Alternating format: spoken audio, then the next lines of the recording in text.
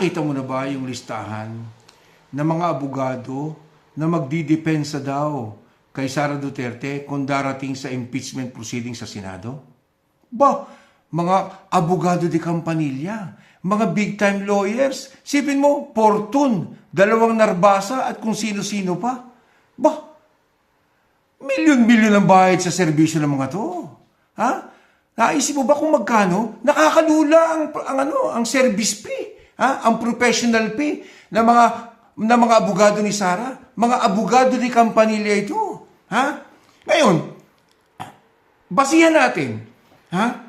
Paano kaya babayaran ni Sara ng halos posibleng 50 milyones hanggang 100 milyon ang serbisyo ng mga abogado di Campanilla nito na mahigit 10? Ha? Pagpalagay mo na lamang na tigli 5 milyon bawat isa sa mga to.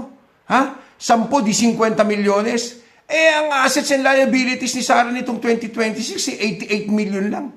So wala na halos matitira, di ba? Ha? Abogado lang sa impeachment. Paano pa yung iba mga cases niya? Ha?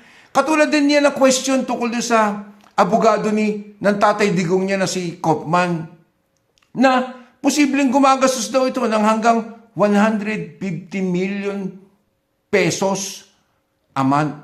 Abay, saan kukuha naman? Saan kumukuha? Di ba sabi nila simpleng buhay lang ang mga Duterte? Hindi sila mayaman, hindi sila nagpayaman sa kabanang bayan.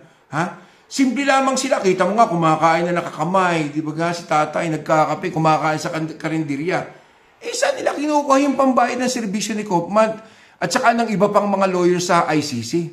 Ha?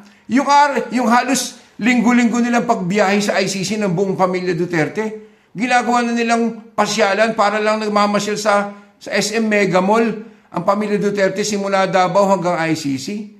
Ha? Konting mathematics at saka imagination.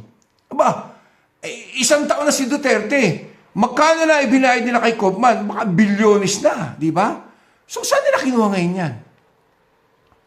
At saan pakukunin ni Sara Duterte yung milyon-milyong ibabayad sa mga abogado niya kung 88 million lang ang assets and liabilities niya? Hoy, mga bugok na Dutertards, aba, gising-gising. Since 2016, pinaggagago na kayo ng pamilyang Duterte na mahirap lang sila, simpleng tao at makatao. Ba? Magtaka na kayo. Saan na kinukuha yan? Bilyon ang ginagastos ng mga isa abogado. Ha? Konting isip. Ay, wala nga palang isip ang mga DDS. Sorry. Mea culpa. Ciao.